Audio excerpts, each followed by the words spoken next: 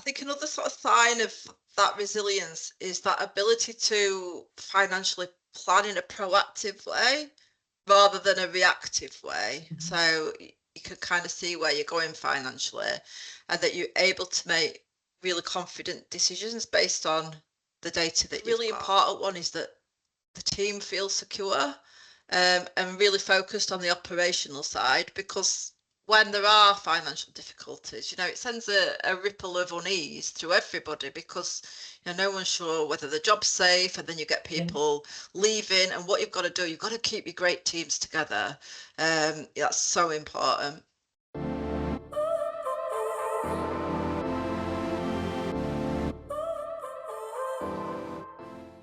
Hello everyone, and thank you for joining our session today, Empowering Resilience, How Charity Leaders Foster Financial Strength. Let me first of all introduce our speakers today. My name's Kerry. I'm a Strategic Partner Manager here at Compleat Software, and I'll be hosting today's session. Compleat Software provides purchasing and accounts payable automation software, empowering finance leaders to make smarter purchasing decisions when budgets are limited, and help speed up the administration of charity spend, given that priceless time back to staff so that they can focus on what really matters. This month's Small Charity Week, led by the National Council for Voluntary Organisations, celebrates and supports UK small charities, and this year focuses on financial resilience. We decided to interview Vicki Beevers, co-chair of their Small Charities Advisory Panel, who champions the needs of small charities in national policy and funding discussions. Vicki is the founder and CEO of the Sleep Charity, a national award-winning organisation she established in 2012 to address the lack of support for those experiencing sleep difficulties. Motivated by her own lived experience of chronic sleep deprivation, Vicki has become one of the UK's leading voices on sleep health, delivering TEDx talk and regularly featuring in national media. Under her leadership, the charity has delivered 2 manifestos in Westminster, been presented with the Queen's Award for Voluntary Service, and developed the UK's first commissioned sleep service in Doncaster. Vicki is also a CBTI certified clinician, sitting on the board of the British Paediatric Sleep Association, and has collaborated with academic institutions nationally and internationally, having numerous research papers published. She lectures widely on sleep and inclusion at institutions such as the Anna Freud Centre and Sheffield Hallam University. In addition to her charity leadership, Vicki runs Vicki Beevers Consultancy, where she provides strategic support to small charities and not-for-profits. Her consultancy is grounded in empathy, lived experience, including her own ADHD diagnosis, and a deep understanding of the voluntary sector. She was named Strategic Leader of the Year 2024 by Charity Comms. Vicki also volunteers her time to mentor other leaders through the South Yorkshire Charity Mentors Scheme, and also advises new TEDx speakers. Her work across sectors is united by a passion for empowering people, driving innovation, and ensuring that small organisations have the tools and voice they need to thrive. So welcome, Vicki. It's great to have you here today. Thank you so much for having me. Thanks. Well, I guess, Vicki, if you're ready, then we'll just dive straight in. Yeah, let's start. Okay. So, Vicki, what do you think are the biggest challenges facing small charities in today's climate? Oh, we've got so many, but the common themes that keep coming through are funding. So where our finance is going to come from, because there's less funding available, whether that's from sort of trusts, foundations, or whether it's government funding or from CCGs or the local authority. So funding pots are drastically reduced. And what we've also seen is that many small charities like ours have had this huge influx of people coming our way because other services have been cut. So we end up catching people who are on long NHS waiting lists, and we've got an increased demand but reduced resources. And this is something that I hear consistently. And then there's a big push to recruit volunteers, but actually it's where do you get people from when everyone's out, working all the hours that they can themselves? It's really hard to recruit and retain skilled volunteers as well. So there's lots and lots of pressures at the moment. And how have the expectations on charity leaders changed over the last few years, particularly around financial oversight and strategic planning? Yeah, I think there's lots more conversations now about sort of diversifying income streams and not being reliant on just grants. So it feels like we've had to become a lot more business minded, which actually, when I first started out the charity, I think I had that ethos. And it was often frowned upon because we were a charity, but actually it's now needed. Um, so I think we've got to be a lot more agile in our thinking, a lot more creative, and sort of more forward thinking. So it's trying to constantly predict what's going to happen. So obviously, COVID and the pandemic, no way could I have predicted that one.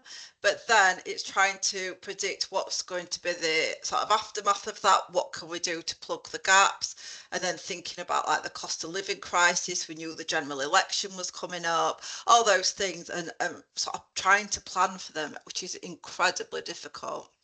It's quite amazing when you look back over 5 years, just those kind of really big events that have happened, hasn't it? And how much you must have, like you say, had to be agile and for things that can't be foreseen. So yeah, completely understand. You must have been through a lot over the last few years. Yeah, a few sleepless nights, ironically. I can imagine. And how can small charities maintain their mission and values when facing constant funding pressure? I think that's a real tricky one because you can very easily drift. So you can start to chase the funding because you want to keep your organisation going, and if you're not careful, you can start to have sort of mission drift. And what I would say is think about any decisions you make and bring it back to, is this in line with our mission? Is this in line with our values? Um, Also, don't be afraid to sort of go back to those and think, are they still fit for purpose? So we've actually just changed ours because as the charity's grown, our work's changed in some ways, and they needed a refresh. And also we got new team members, and we wanted everyone to own the mission, own the values, so that it runs throughout, the core. So I think they need to be revisited, regularly as well, to make sure that they are appropriate. But just keep your eye on them and keep coming back to them. Is what we're doing in line, or are we starting to drift? Yeah, that makes sense. And what does financial resilience really mean in the day-to-day life of a charity leader? It's such a tricky one because if people don't understand charities, they'll talk about profit as if we're a business, and actually, we don't make profit.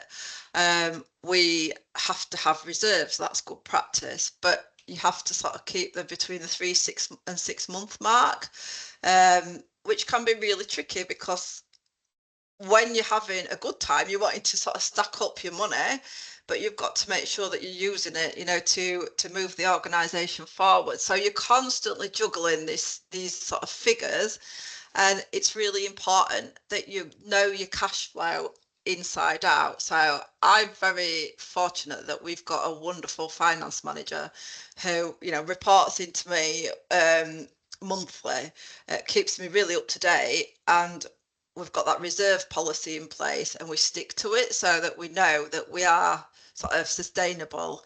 And I think scenario planning as well. So thinking about, worst case scenario, how can you generate new income? What can you actually do? And actually, best case scenario, if you end up with a load of money, what can you do meaningfully with it as well? Yeah. And how important is it to create space for innovation within charities, especially when resources are so stretched? Yeah, it is important. I think one of the things that I get frustrated with sometimes with funders is they constantly want innovation, when actually a lot of the work that we're doing is evidence-based. And it's like, can you just give us the money for the stuff that we know is actually working and getting results? Having said that, we've been able to innovate with new projects for very little sums of money. And the way that I kind of look at innovation is that it's an opportunity to trial things. And actually, if we get it right, we can push things out at scale. And quite often, the innovation that I try and drive through the sleep charity allows us to generate income. So we'll do things like we launched a workplace sleep ambassadors course to get somebody who's sort of educated about sleep in the workplace in as many organisations as possible. And that was, I think it took a couple of £1,000 to set that up. And then we're out training really big names and generating the income coming back in. So it doesn't always have to cost a lot of money, but it's thinking about how you can plug it back into your charity to keep things running. Mm-hmm. And are there any sort of common misconceptions, do you think, about where small charities should be investing their time and money when budgets are so tight? Yeah, I think so. Yeah, I think sometimes people throw money at fundraising, and actually it's thinking about where you may get those funds from. So there's all different types of sort of fundraising. It's whether it's individual giving and, are you going to put a load of money into that? Well, for us at the Sleep Charity, we don't, but that may be good for sort of more community-based charities where, the charity name is out there. So I think sometimes over-investing without actually a strategy that's underpinning it and it's not being thought through properly. I think that's a common one. And I mean, one of the key learning points for me as well was actually about investing in brand.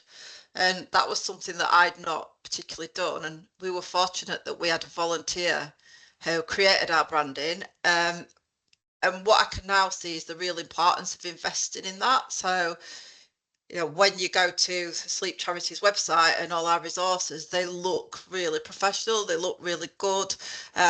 We've got that identity running through now, and that's given us some real value that I'd not perhaps perceived that it would. Just shows the importance of having the good team around you, doesn't it? Oh yes, definitely, definitely. How do you approach prioritizing what to tackle first when everything feels urgent? Yeah, that could be a real tricky one because as a small charity leader, you tend to do bits of all sorts of jobs. So although we've got a great team, we are dispersed all across the country now. And you can be doing some HR stuff, some marketing stuff, some funding stuff, and everything seems urgent. So what I like to do is have a list. I'm a big believer in a list and trying to prioritize. And I think sometimes it does seem overwhelming and you don't know where to begin. So when it gets to that point, I reach out to the rest of the team for help. And also I've got a great set of sort of peers who are also small charity leaders because it is quite a lonely job, particularly when you're working from home as well. And I reach out to them sometimes, and likewise they do to me. It's like, I don't know what to do first. Just having that oversight and going, well, actually, you need to do the funding bid first because the deadline's today. You go, oh yeah, thanks for reminding me. Yeah, so I think talking about it, but also a list just to keep everything on track because there's so much to remember. Always a fan of a good old list that you can cross them off and then you feel at the end of the day you've achieved something. I'm with you there. So can you share any unexpected lessons that you've learned from managing a charity through the sort of the uncertain times that we touched on, the last 5 years in particular, which have sort of given us COVID, various changes in government, for example. So what have you learned from all of that? Yeah, so flexibility is absolutely key. There's some things that you just cannot plan for. And if you try to stick rigidly to plans, then, it's just not going to work. It has been really, really tough at times, and it's still tough at the moment. But I always, I brand things an exciting challenge, which I think sometimes wears a bit thin with the team. We're having a crisis, and I'm like, no, it's an exciting challenge, because I think you've got to reframe things. And actually look for the opportunity in it. So COVID was horrific. We lost most of our income overnight because 85% of our income came from face-to-face training. And that was growing and growing. So it seemed like a really good way of generating money because we weren't reliant on any grants. And then it suddenly disappeared and I had to furlough the entire team. So then there was just me left. And in COVID, people had more sleep issues. So, the referrals were going crazy. I was on my own and it's like, what do I do? And actually, you've just got to take it back. What is the goal? What you're trying to achieve? And how can we best do that? And it's having that logical thinking and setting goals for what you want to do. So I quickly realised we needed an online training academy. We didn't have any money, but there were lots of volunteers furloughed, people with those skills. And that's how I went about doing it. But it's having that, just don't panic, see it as an opportunity. And, what can you do? And I'm fortunate, I think, because I do have ADHD. And so when people talk about thinking outside the box, I don't even have a box. Like my thoughts are just very creative, and some of them are a little crazy, but it's helpful in a crisis. I feel you there. We are kindred spirits on that one, I have to say. I love it. So how can the smaller charities effectively advocate for themselves and the communities that they serve in such a competitive funding landscape? It's about storytelling. So looking at the beneficiaries, so whoever it is that benefits from the work that they do, and telling those stories, because it's real powerful work that's happening in our communities.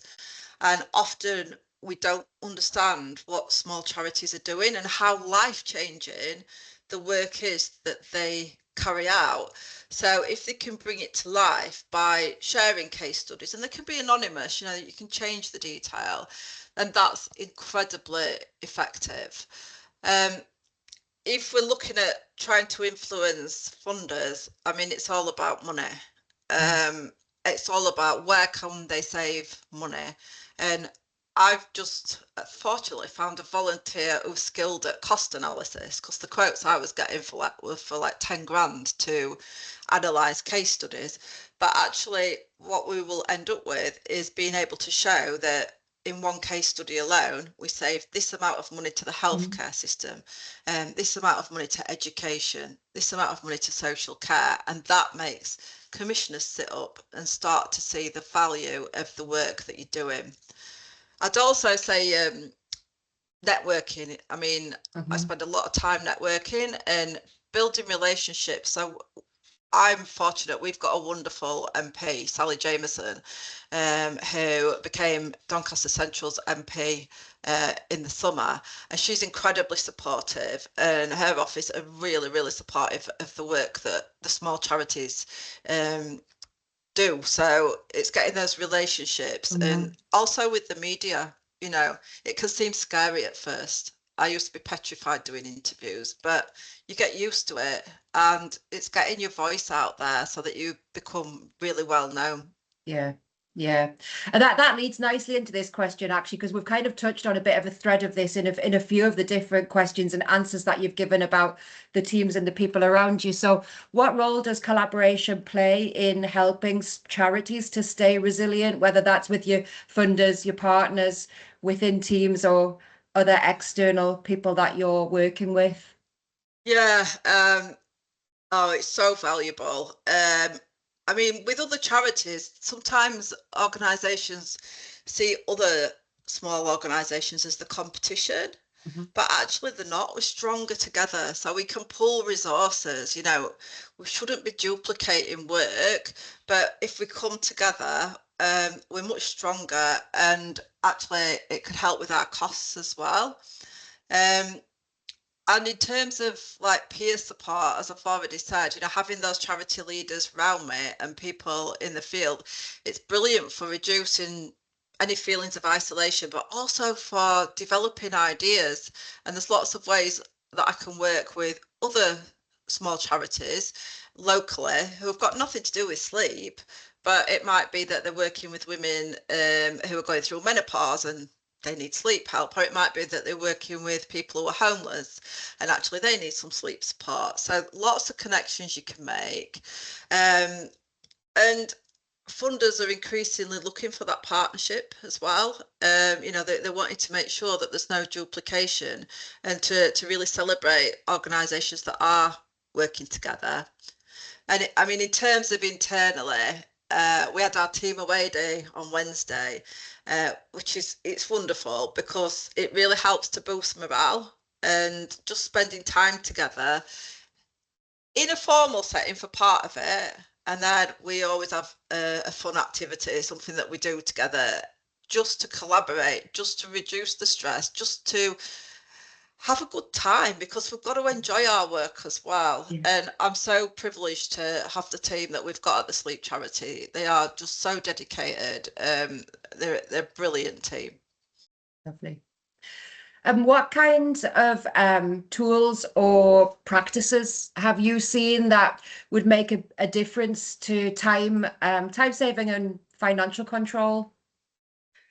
Yeah, so when I first set the charity up, I didn't even have a laptop. So we've progressed quite significantly.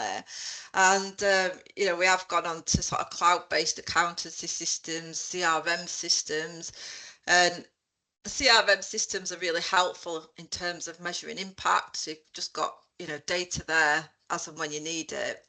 And I use sort of time blocking systems as well. So I use Trello to make myself a list of, this is what I'm going to be doing.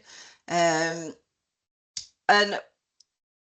Nicola, our finance manager, she also creates financial dashboards, to explain what's happening with the finances in very simple terms, which I appreciate massively, so that we can share that with the SMT and also with trustees. And I would say another important tool is to outsource where you don't have the expertise and where you can, and get people in, because that'll save you time, it'll save you money effectively, and also a lot of stress. Yeah, that makes a lot of sense. How can boards and senior leadership teams support operational improvements without becoming too hands-on? Always a tricky one, isn't it? Yeah, like the governance and the operational side. Yeah.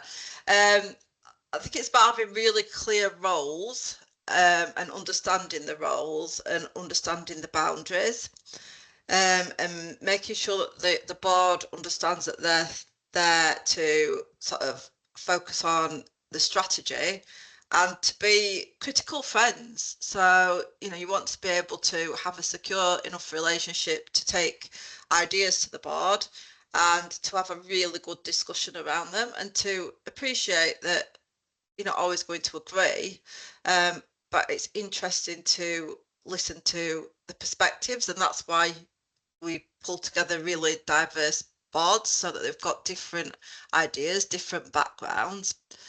And I think it's also about not micromanaging, so recognizing that actually the ops team know their work, they know what they're doing, but they will come to the board if they need some support.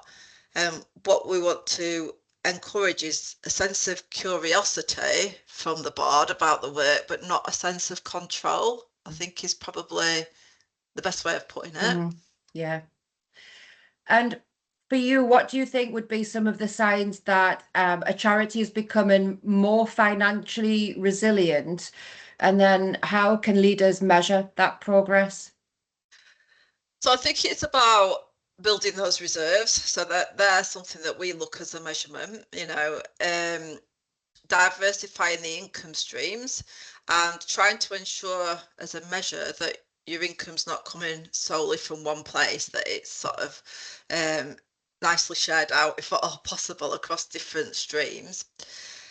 And I think another sort of sign of that resilience is that ability to financially plan in a proactive way rather than a reactive way. So you can kind of see where you're going financially, and that you're able to make really confident decisions based on the data that you've got. And I think a really important one is that the team feel secure, and really focused on the operational side, because when there are financial difficulties, it sends a ripple of unease through everybody, because no one's sure whether the job's safe, and then you get people leaving, and what you've got to do, you've got to keep your great teams together. That's so important. Yeah. Can you give me any examples of a time when you felt that perhaps one of your charities was struggling, and then how did you overcome it? Yeah, so I mean, I've already talked about COVID, which was like the ultimate struggle. But another time is we needed a new logo. So it was like an IP issue, basically. And I knew that we couldn't afford anything at that point. And I probably spent a couple of hours crying, and then realised that's not going to help matters. Um, so I advertised for a volunteer, because I'd started to realise that I think we quite often think about volunteers as people who come in for half a day and paint a wall or do gardening if we've got a community garden. And I started to think, actually, there's lots of volunteers with amazing skills that I don't have, like graphic design, and was really fortunate to meet Phil, who still works with us today. And I'm going back to about 2019 when this happened. And he said to me, you can't just stick a logo onto a website. I was like, can you not? He's like, no, you need a complete brand. I was like, I don't have any money. So he did it free of charge as a volunteer. And that was a real turning point for the charity. Once we got this new identity, I feel like we were taken more seriously. We looked more professional. And when we got to COVID and lost all the income and then started to regenerate it, I was able to then pay Phil to do graphic design work, which is how I would love to see. These sorts of case studies need sharing, because people think it's just charities taking, but we give an awful lot back to the community and people as well. Absolutely, yeah. And how can charities look internally at ways to save money whilst also keeping sight of funding opportunities, government policy changes? Yeah, so reviewing regularly. So I've mentioned Nicola, our finance manager. She constantly reviews, what's being spent. If there's new contracts coming up in terms of our suppliers, are we getting the best deal? Can we negotiate a better deal? Upskilling staff as well. So there are some areas where we have been able to upskill staff so that we're not having to use freelancers, in terms of things like delivering webinars that we do on sleep, etc. So that's sort of saved us some money too. And we tend to subscribe to things like policy briefings, and I'm on a lot of sort of forums so that I can keep up to date with sort of all the information coming out and the funding alerts as well. So it's kind of that networking again, and sharing information and sharing resources. It's a common theme running through it all. Yeah, it is the key. Yeah, absolutely. And looking ahead, what gives you hope for the future of small charities? I think it's the people that are involved in small charities. So I feel so privileged to be part of it. I went to an event in Manchester last week and sat round the table with 6 other small charity leaders who'd all got amazing stories. They've done incredible work in quite often the most disadvantaged communities that we've got. And it was just so inspiring. And every one of them is finding it really tough, really hard at the moment. There's huge burnout in our sector, which is incredibly sad. But listening to the passion that they've got, that gives me incredible hope. I think a shift towards more flexible funding as well. So the fact that we are starting to have conversations around the table, and I'm co-chair of the Small Charity Advisory Panel, which is an independent panel that is currently housed under NCVO, and that's to give small charities a voice nationally, because we do tend to get forgotten about otherwise. So that gives me a lot of hope as well, that we are going to be listened to by the policymakers, by the funders, and all the networks that I've got, I feed back into that panel so that we're representing a wide variety of organisations, but particularly, South Yorkshire and the area that I live in. Yeah. And I just feel like the resilience that small charities have shown through COVID and through the cost of living crisis as well, because it tends to be the small charities that are providing the food, the beds, etc., when people can't afford it. It's remarkable. It's a remarkable sector to work in. I'm really proud to represent the sector. Very special people work in the charity sector from what I've learned over the last couple of years, Vicki. Thank you so much. I'm sure that all the information that you've shared there, all of your tips from your experience have been invaluable to people on the front line and how they can continue to respond to the increasing financial pressures that are mounting against them. I think we all agree there's never been a more important time for leaders in charity finance to come together, to support each other, and share their ways of working. So if any of you that are watching would like to get in touch with Vicki, you can contact her via her website. The details are on screen, and also through the Sleep Charity website, the details of which are also on screen for you there now. Vicki, thank you again. You're welcome. So I just wanted to finish up with a couple of slides today, just to give a little bit of additional information around who Compleat Software help. We were founded in 2008 in the UK, delivering our purchasing and AP automation solutions to businesses of all sizes, but with a specialist interest and proven success in supporting charities and non-profit organisations. Compleat works with a number of charities of varying sizes, with organisations like Mind, YMCA, PDSA, amongst our existing customer base across the sector, and all of whom trusted Compleat when they decided that they needed to save money and time by reviewing their AP and purchasing processes. So how does Compleat help charities and not-for-profits? So first of all, we can help control spend before it happens by approving purchase order requests before orders are committed to the suppliers. So it ensures that that invisible spend is captured and accounted for. You can get visibility of spend against budgets, along with tracking and budget checking at both purchase request and approval stage, including alerts for when you're nearing or have reached a budget limit. The inclusion of dynamic approval workflows are optimized and are completely flexible to meet your specific requirements, depending on criteria such as value, location, department, or project, for example.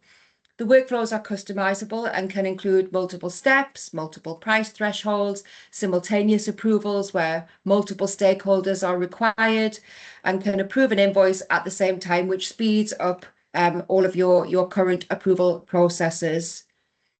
The automatic invoice matching comes into play when an invoice can be matched to a previously approved purchase order, meaning that the majority of your invoices can go through the process without manual intervention. Our capture software can detect variances from purchase orders, verify supplier details, check for duplicates, amongst other benefits. With these powerful tools, you can achieve efficiency gains of up to 90%, freeing up your team to focus on more important and more value-add tasks. And of course, since humans aren't responsible for checking those invoices as they go in, only the exceptions being flagged to the software, risk is reduced and you can sleep soundly knowing that fraudulent invoices and incorrect amounts aren't going through your finance system for you to pay. Thank you very much for watching the session today. And again, thanks, Vicki, for joining. I hope there was some good takeaways for you all. Just quickly flashing up some of my details too before I let you all get back to work. Compleat is a modular purchasing and AP automation solution that can help charities get true visibility of spend against complex funding streams, as well as reducing up to 90% of invoice processing time. So if you'd like to have a quick chat with any of us here at Compleat, our details for you to get in touch are on the screen in front of you now, and we will share the details over email as well. Thanks, everybody. Enjoy the rest of your day.